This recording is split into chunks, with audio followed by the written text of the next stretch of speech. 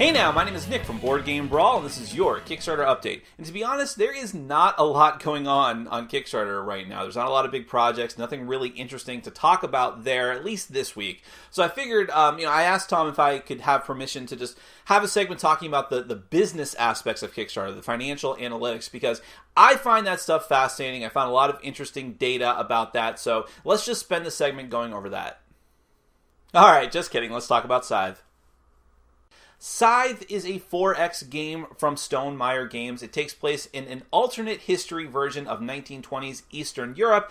Players take control of different factions who are vying for supremacy using steam-powered mechs. The game has beautiful artwork, wonderful components, and to be honest, if I say Stonemaier Games, that is the very definition of a safe bet. Even if you're not particularly fond of any one of their games in particular, all of them are well-produced, well-designed, very well play-tested. Scythe looks like no exception. It's been in the brewer for quite a while at this point, and it just looks awesome. And the other thing I want to point out is just the fact that Stonemaier Games knows how to run a solid Kickstarter campaign. No exclusives, no seedy advertising, no doing a lot of underhanded stuff to get as many views to the page as possible. It happened naturally, and the fact that that type of campaign has made almost $1 million at the time of me recording this video and may have surpassed that by the time that you watch this should tell you something, and I hope that this is the start of a lot of Kickstarter projects that are run in the same way.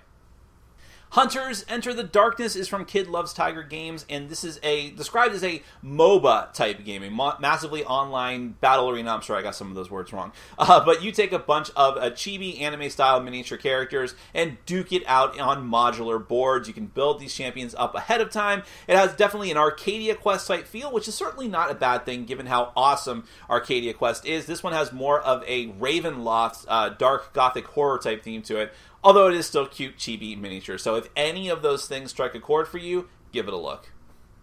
Magecraft from Crimson Designer Productions is another bag building game. This is becoming a very popular thing nowadays. In this one, you are magicians who are using magic spells and to put into your spell book, and you're fueling these spells with gems. This is where the bag building part of the game comes in. You get different gems, put them in your bag, draw them out, and try to use them to fuel all of these different spells. I like the artwork and the design style of this one quite a bit. And like I said, bag building is becoming hot. I want to see more of this type of thing, especially since deck building, its sort of forebearer, is something that I enjoy quite a bit, so I'm definitely interested in this one.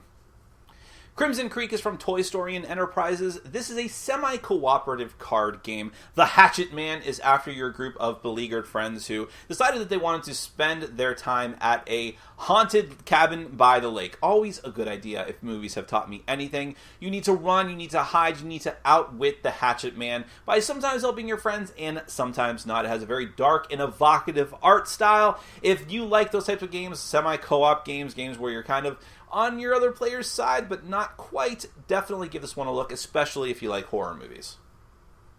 My name is Nick from Board Game Brawl. You can check me out at youtube.com/BoardGameBrawl. This has been your Kickstarter update, and hang on, I had something for this.